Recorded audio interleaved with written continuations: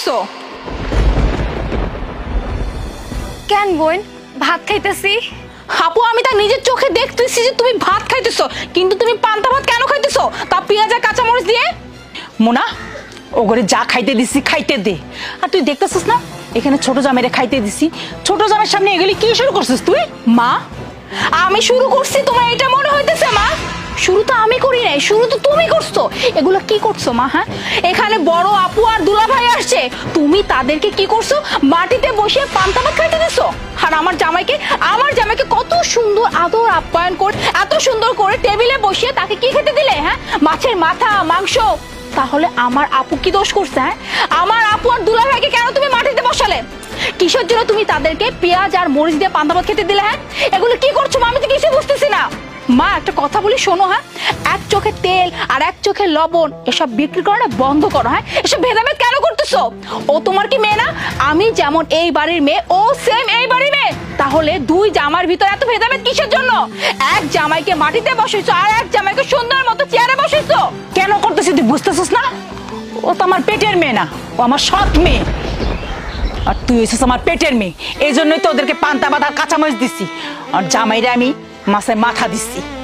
বাহ মা বাহ, আমি অবাক হয়ে যাচ্ছি তোমাকে দেখে। এই হচ্ছে আমার মা। আমার মার বিচার এত সুন্দর, এটা তো পুরো এলাকায় না তালি দিয়ে আমাকে শোনাতে ইচ্ছা করতেছে। দেখো আমার মার বিবেক দেখো, বিচার দেখো, কত সুন্দর দুই মেয়েকে আলাদা আলাদা চোখে দেখতেছে। এক মেয়েকে দেখতেছে নিচু চোখে, আর এক মেয়েকে দেখতেছে উপরের চোখে। আমাকে যদি এতটা আদর করতে পারো তাহলে এই মেয়ে কি দোষ করেছে? ও তো এবারে বড় মেয়ে, তাই না? আমি যদি আদর পাই তাহলে তার থেকে বেশি আদর পাওয়া দরকার আমার আপুর, কারণ আপু এই পরিবারের বড় মেয়ে। তাহলে এত ভেদাভেদ কিসের জন্য? হ্যাঁ, আমার জামাইকে কত সুন্দর আদর যত্ন করে চেয়ার টেবিলে বসিয়ে আদর করে মুখে তুলে খাওয়াচ্ছ, আর আমার আপুকে কি করছো? হ্যাঁ, মাটিতে একটা পার্টি পর্যন্ত দাও না, একটা পার্টি তো দিতে পারতা, তাই না? হ্যাঁ, মাটিতে বসিয়ে কত সুন্দর পান্তা ভাত আর পেঁয়াজ দিছো, আবার বলতেছো যে তোর বোন কি তোর সাথে যায়। কিসের জন্য মা? আমরা দুই বোন কি রক্তের না? হ্যাঁ, তুমি মানতে পারো, হ্যাঁ তুমি মানতে পারো যে আমার আপু তোমার সৎ মেয়ে, কিন্তু আমি সেটা মানি না। কারণ কি জানো? কারণ আমার আপুর শরীরে যে রক্ত বইছে আমার শরীরে সেম রক্তই বইছে, কারণ আমাদের দুজনের বাবা না একজনই। তুমি আজীবন আমার আপুকে সৎ মেয়ে ভেবেছো, কিন্তু আমি কোনদিন আমার আপুকে সৎ বোন না ভাবি না। কেন ভাবি না জানো? কারণ আমার আপু আমাকে অনেক ভালোবাসে, অনেক যত্ন করতো। তুমি তো নিজের চোখে দেখতেই পারতে না, সহ্যই করতে পারতে না, কিন্তু আমার আপু লুকিয়ে লুকিয়ে আমার কাছে আসতো, ভয়ে ভয়ে আসতো। কেন জানো? কারণ যদি তুমি দেখে ফেলো তখন তো আমার আপুকে যা ইচ্ছা তাই না বলবে। কিন্তু আমার আপু কিন্তু তার দায়িত্ব থেকে নড়ে নাই, এক চুল পরিমাণ নড়ে নাই। সে সব সময় লুকিয়ে লুকিয়ে এসে আমাকে আদর করতো, যত্ন করতো, আমাকে হাতে তুলে খাওয়াতো।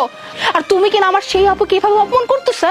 মা তুমি আমাকে সব সময় বড় চোখে দেখো আর আমার আপুকে ছোট চোখে। তার কারণ কি? তার কারণ হচ্ছে আমার জামাই তো অনেক বড় লোক, অনেক টাকা পয়সার মালিক। আর আমার আপুর জামাই, তার তো টাকা পয়সা নাই, সে তো গ্রামে গঞ্জে থাকে, খেতে খামারে কাজ করে, এই জন্য তার কোনো মূল্যায়ন নাই, তাই না?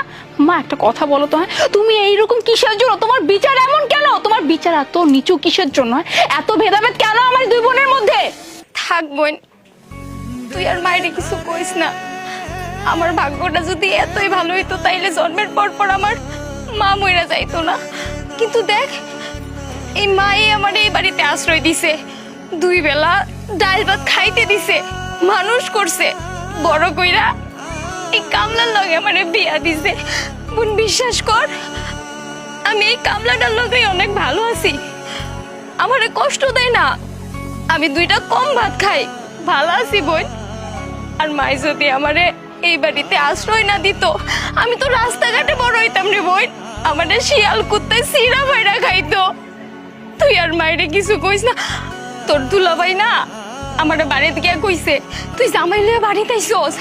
বিশ্বাস কর বোন, তোরে একটা নজর দেয়ার লাইগা আমি পাগলের মতো ছুটাইছি। আমার ওই না করছিল আইতে, কিন্তু বিশ্বাস কর আমি শুনি নাই। তোরে তো ছোটবেলাতেই আমি কাহে গোলে কইরা মানুষ করছি, তুই আমার সন্তানের মতো, তোর লাগে আমি আমার সন্তানও নেই নাই, আর তোরে আমি দেহুম না। এটাই কি হয় বোন কো? মাইরে কিছু কইস না তুই, আমি তোর দুলাভাইরে লই আমি ওহনেই যাইতেছি গা, তোরা এমন করিস না। কি তোমার বোনটা দেখা হইছে? তোমার আমি আগেই মানা করছিলাম এই বাড়িতে যাওয়ানোর দরকার নাই, আমার কথা শুনলা না? আইসা বললা তুমি তোমার বোনরে দেখতে। তোমার বোনরে যদি তোমার দেহের শখ মেটে তাইলে তুমি চলো, এই বাড়িতে আমি আর এক মুহূর্তে থাকুম না। চলো তুমি। না দুলা ভাই, আপনি কোথাও যাবেন না। আপনি এখান থেকে যদি যান তাহলে আপনি ন্যায্য বিচার পেয়ে তবেই যাবেন, তার আগে না। আর মা, তোমাকে একটা কথা বলি, হ্যাঁ, তুমি হয়তো ভুলে যেতে পারো কিন্তু আমি না কিচ্ছু ভুলি নাই। হ্যাঁ, আমার এই বোনটা এই ফ্যামিলির জন্য কি কি করছে এগুলো আমার সব কিছু মনে আছে। মা, তোমার কি এটা মনে পড়ে? হ্যাঁ, আমি যখন বিয়ে করে এই বাড়ি থেকে চলে যাই তখন তখন তোমার পাশে কে ছিল? এই বোন ছিল আমার। তুমি যখন অসুস্থ হয়ে পড়ছিলে, তোমার আশেপাশে যখন কেউ ছিল না, তখন কে ছিল তোমার পাশে? এই আমার বড় বোন ছিল। সারা দিন রাত তোমার পাশে বসেছিল, তোমার সেবা যত্ন করতো। আর এই যে দুলাভাই তার সকল কাজকর্ম ছেড়ে এই বাড়িতে এসে বসেছিল শুধুমাত্র তোমার জন্য। যদি তোমার কোনো কিছু হয়ে যায়, যদি তোমার কিছু লাগে, যাতে করে তোমার কোনো বিপদ না হয়, এর জন্য এই বাড়িতে এসে পড়েছিল। আর আমার এই বোনটা সারাক্ষণ তোমার পাশে বসেছিল, কখন মার কি লাগবে না লাগবে, মার কি কষ্ট হচ্ছে না হচ্ছে, এগুলা করার জন্য। আমি তো শ্বশুর বাড়ি থেকে আসতে পারিনি, কারণ আমার তো নতুন নতুন বিয়ে হয়েছে, আমি চাইলে আসতে পারতাম না। শুধুমাত্র এই দুইটা মানুষ তোমার পাশে ছিল, তোমার পাশে থেকে তোমাকে সুস্থ করে তুলছে। আর তুমি কিনা এতটাই অকৃতজ্ঞ একজন মানুষ যে কিনা তার এই মেয়েকে শুধুমাত্র সৎ মেয়ে ভেবে এতদিন তুমি তাকে দূরে ঠেলে রাখছো। হ্যাঁ, কিসের জন্য মা? তুমি কি একটাবার এটা ভাবো না? হ্যাঁ, ও আমার পেটের মেয়ে না, ঠিক আছে, কিন্তু ও তো কোনোদিন আমাকে সৎ মা ভাবে না। ও সবসময় আমাকে আপন মায়ের মতোই দেখতো, মা বলে রাখতো। কিন্তু আফসোস যে আমার আপুটা তার মার কাছ থেকে কোনোদিন ভালোবাসা পায় না। বাহ, কত সুন্দর মা! আপনার এমন আচরণ দেখে আমার সত্যি তালি দিতে অনেক মন চাচ্ছিল। সেই ভাবতেও অবাক লাগতেছে, একজন মায়ের মন মানসিকতা কেন এমন হবে। মোনা, তুমি না আমাকে বলছিলা তোমার মা অনেক ভালো একজন মানুষ, অনেক প্রশংসা করছিলা, এই তোমার মায়ের ভালো গুণ। আজকে আমাদের বিয়ের পরে এই প্রথম আমি শ্বশুর বাড়িতে আসছি। আসার পর থেকে তোমার মায়ের আচরণ আমি খুব সুন্দরভাবে লক্ষ্য করতেছি। এই মানুষটা আমাকে অনেক আদর আপ্যায়ন করতেছে, আর এই যে বড় দুলাভাই, তার সাথে যা ইচ্ছা তাই আচরণ করতেছে। এমনকি তাদেরকে খেতে দিল মাটিতে বসিয়ে পান্তা, মরিচ, পেঁয়াজ, এইসব কিছু। কেন মা? উনি কে? আপনার মেয়ের জামাই না? ও সরি, মাই মিস্টেক, আমি তো ভুল করে ফেলছি। আপনার তো এটা সৎ মেয়ে কখনো আবার আপন হয় নাকি? এটা আপনার চিন্তা ভাবনা। একটা মা কিভাবে এমন চিন্তা করতে পারে? আপনি তো মায়ের জাত, মায়েদের কাছে তো সন্তানের কখনো কোনো ভেদাভেদ হয় না। আপনার আপন সন্তান নাকি আপনার সৎ সন্তান, এটা তো অনেক দূরের কথা। সবার আগে হচ্ছে আপনি একজন মা হয়ে দুইটা সন্তানের ভিতরে এমন ভেদাভেদ পায়। আজকে আমি বড় লোক, আমার কোটি কোটি টাকা আছে, আপনার মেয়েকে আমি অনেক সুখে রাখছি, দ্যাটস ওয়াই আপনি আমাকে অনেক সুন্দরভাবে আপ্যায়ন করতেছেন। আমার কখন কি লাগবে, কোথায় কি লাগবে, আমি কি খাবো, এই সব কিছু নিয়ে আপনি একদম অস্থির হয়ে গেছেন। কিন্তু আরেকদিকে এই যে আপনার বড় জামাই, তাকে আপনি খেতে দিচ্ছেন তো দিচ্ছেন পান্তা ভাত সাথে পেঁয়াজ আর মরিচ। ছি, এরকম ভেদাভেদ কেন? আপনার এই বড় মেয়ে আপনার জন্য কি না করছে আমি সব কিছু জানি। আপনাদের এই পরিবার সম্পর্কে আমি অনেক কিছু জানি। আমি যেই বাড়িতে বিয়ে করছি, আমার বউ যেই বাড়িতে বড় হয়েছে, সেই বাড়ির সম্পর্কে এতটুকু নলেজ কিন্তু আমার আছে। এই যে এই মানুষটা আপনার বড় মেয়ে, তাকে আপনি সৎ মেয়ে বলতে বলতে বলতে বলতে আজকে সেই মেয়েটা এই অবস্থানে এসে দাঁড়াইছে। কই, আপনি যাকে সৎ মেয়ে বলেন সেই মানুষটা আপনাকে তো কখনো সৎ মা বলে না, আপনাকে তো যথেষ্ট ভালোবাসে, অনেক সম্মান করে। ওই যে আপনার মেয়ে তো মাত্র বলল, আপনি যখন অসুস্থ ছিলেন তখন আপনার এই মেয়েটা আপনাকে সেবা যত্ন করে সুস্থ করে তুলছে, সাথে আপনার এই বড় জামাইও। এই মানুষগুলোর প্রতি আপনি এতটুকু কৃতজ্ঞতা বোধ পর্যন্ত রাখতে পারতেছেন না? আরে তাদেরকে স্বীকার না করলেন, এতটুকু তো স্বীকার করবেন যে তারা আপনার জন্য কি করছে না করছে। আমি কাকে কি বলতেছি? যেই মানুষটার মন মানসিকতা এমন যে এক চোখে তেল আরেক চোখে নুন বিক্রি করবে, সেই মানুষটাকে বুঝিয়ে কোনো লাভ নাই। আমি অনেকক্ষণ যাবৎ আপনার এসব আচরণ দেখছি, সহ্য করতেছিলাম যে কখন একটা মানুষ কথা বলে। কারণ এই বাড়িতে আমি আপনার জামাই হয়ে আমি যদি এখনই এরকম কথা বলে ফেলি, আপনার কাছে হয়তো খারাপ লাগতে পারে, কিন্তু যখন দেখলাম আপনার মেয়ে ব্যাপারটা নিয়ে প্রোটেক্ট করতেছে, আমি আর চুপ করে থাকতে পারলাম না।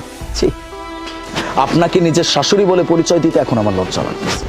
যাই হোক, আপনার সাথে আসলে কথা বলে কোনো লাভ নেই। যেই মানুষের এইখানটাতে সমস্যা, মানে তার চিন্তা ভাবনায় সমস্যা, সেই মানুষটাকে আমি যতই বোঝাই না কেন, সে যতক্ষণ পর্যন্ত তার চিন্তা ভাবনা চেঞ্জ না করতে পারবে, ততক্ষণ পর্যন্ত সেই মানুষটাকে কেউ চেঞ্জ করতে পারবে না। আপনাকে চেঞ্জ করার জন্য এতগুলো কথা বলতেছি না।